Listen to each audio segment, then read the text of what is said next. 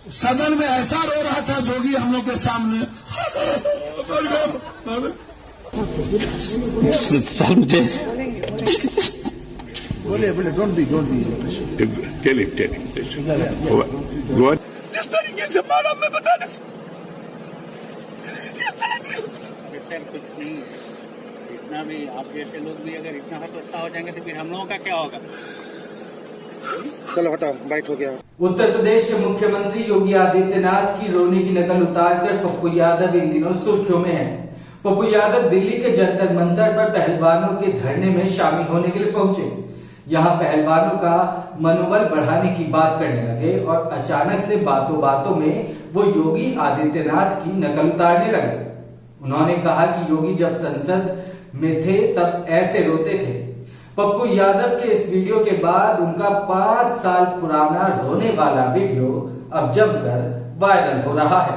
पप्पू यादव का रोने वाला वीडियो दिखाएंगे, लेकिन पहले वो वीडियो दिखाते हैं जिसका जिक्र पप्पू यादव ने किया।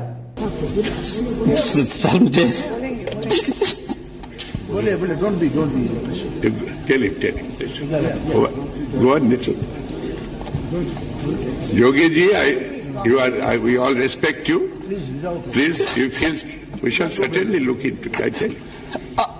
मैं तीसरी बार गोरखपुर से लोकसभा का सदस्य बना हूं। पहली बार मैं 25,000 वोटों से जीता था, दूसरी बार 50,000 से जीता और तीसरी बार लगभग 1.5 लाख मतों से मैं गोरखपुर से चुनकर के आया हूं। लेकिन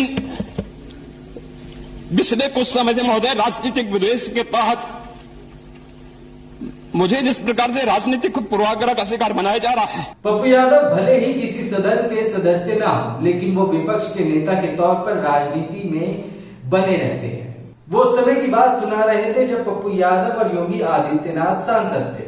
तब योगी आदित्यनाथ ने अपने ऊपर हुई प्रताड़ना को सदन में रो रो कर बताया था। धरने पर पप्पू यादव योगी के रोने की नकल करने लगे। उन्होंने इसे ड्रामा बताया। सदन में ऐसा रो रहा था जोगी हम लोग के सामने। इतना बड़ा हमने ऐसे ऐसे बकर रो रहा था। क्या हुआ? हमको बड़ी मारा पुलिस, मुलायम सिंह बड़ी मरवा दी। बड़ी क्या डरपोक है ये सिस्टम। मुख्यमंत्री के कुर्सी से हटा, समझे? इसके बाद से पप्पू यादव इंटरनेट पर ऐसे ट्रोल होने लगे कि क्या ही कहें। अब चलिए आपको वो वीडियो दिखाते हैं जिसमें पप्पू यादव खुद रो रहे हैं। इस तरीके से मारा मैं बता नहीं सकता।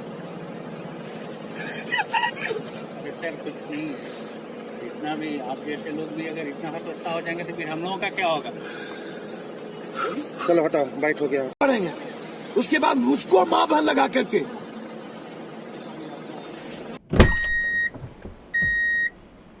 अब हम लोग दिखाते हैं गुड डे। ऐसे सब मेरे गार्ड से पूछिए सर, मेरा गार्ड नहीं होता तो मार देता ये लोग। कितने सांसद लोग सुरक्षित हैं इस स्थिति में आप हैं? सर मैं एसपी को फोन किया नहीं उठाया, आईजी को किया नहीं उठाया, सीएम को किया नहीं उठाया, सीएम का पिया उठाया, हमने आनंदर को बोला, हम पर हमला किया गया है। आज ये स्थिति हो गई है कि एक सांसद के आंख में आंसू। क्या है सुशासन ये? सर ये लड़ने के लिए जा रहे थे, इस तरीके से मारा मैं बता नहीं सकता। इस तरह नहीं सर कुछ नहीं, इतना भी आप जैसे लोग भी अगर इतना हतोत्साह हो जाएंगे तो फिर हम लोगों का क्या होगा। जो वीडियो आपने देखा वो साल 2018 का है। पप्पू यादव ने एक यात्रा निकाली थी। यात्रा पटना से मधुबनी तक निकाली जानी थी। भारत बंद के चलते मुजफ्फरपुर में बंद के समर्थकों ने उनके काफिले को रोक दिया। उनका आरोप था कि उनके काफिले को रोककर कुछ लोगों ने उनके साथ मारपीट की। सीआरपीएफ के जवान नहीं होते तो उनकी हत्या भी हो सकती थी। ये कहकर वो फूट फूट कर रोने लगे। उन्होंने कहा था कि वो कभी जाति की राजनीति नहीं करते, लेकिन मुजफ्फरपुर में जाति के नाम पर उनके साथ जो हुआ उससे वो बहुत दुखी है। योगी पर दिए बयान के बाद उनका यही वीडियो अब तेजी से वायरल हो रहा है। इस तरीके से मारा मैं बता नहीं सकता। इस तरह नहीं सर कुछ नहीं, इतना भी आप जैसे लोग भी अगर इतना हतोत्साह हो जाएंगे तो फिर हम लोगों का क्या होगा? चलो हटाओ, बाइट हो गया। करेंगे उसके बाद उसको मां बहन लगा करके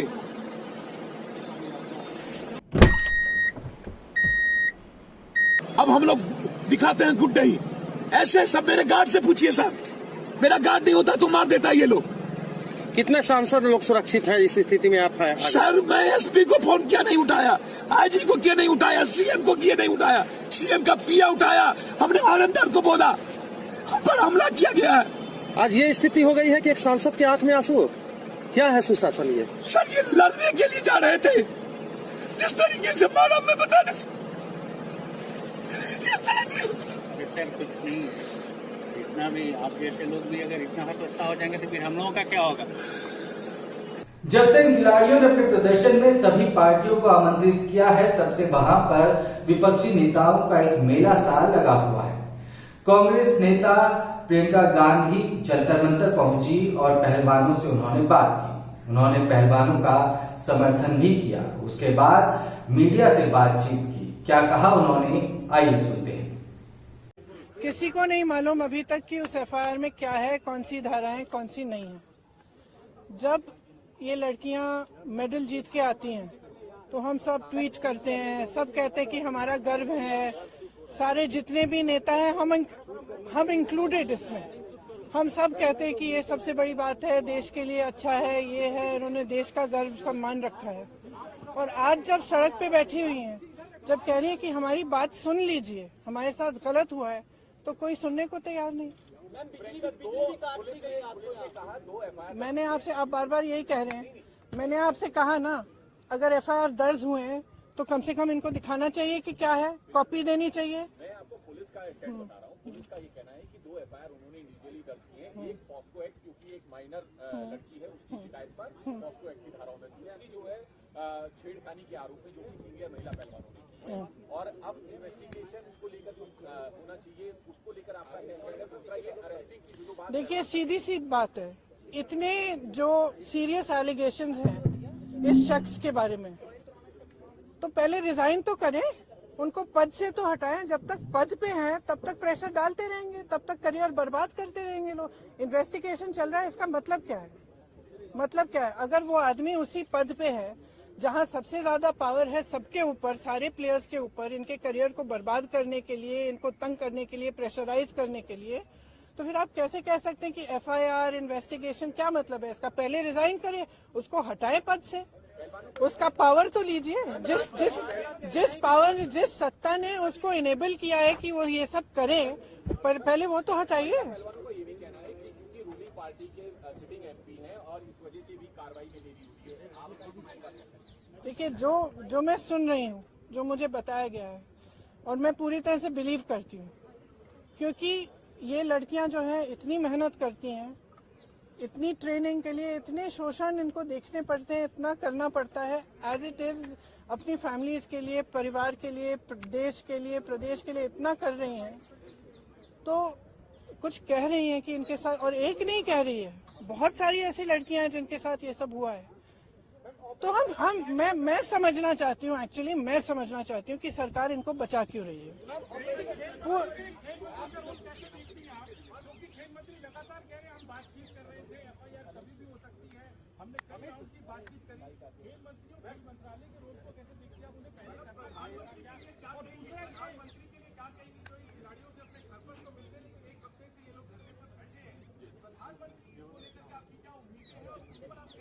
प्रधानमंत्री से मेरी कोई उम्मीद नहीं है, क्योंकि अगर प्रधानमंत्री जी को इतनी भी परवाह होती तो कम से कम बात तो करते, बुला तो लेते। फिर से जब आपने मेडल लेके आए तो आपने बुलाया ना, घर चाय पिलाई, तो बुलाइए, बात करिए। बच्चियां हैं, बच्चे हम सबकी बच्चियां हैं। और मतलब और क्या कह रही, ये कह रही है ना कि हमारी,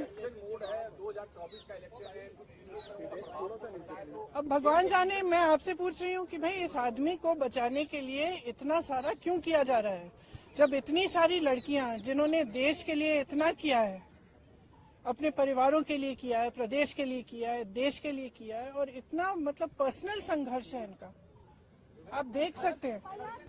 आपको बता दें कि जंतर मंतर पर पहलवानों से मिलने के लिए आम आदमी पार्टी के प्रमुख अरविंद केजरीवाल भी जल्द ही जाने वाले हैं, या फिर आज या किसी भी वक्त पहुंच सकते हैं। वो पहुंचकर क्या करते हैं ये बताएंगे आपको, तो अपडेट रहने के लिए सब्सक्राइब करें इंडिया लाइव।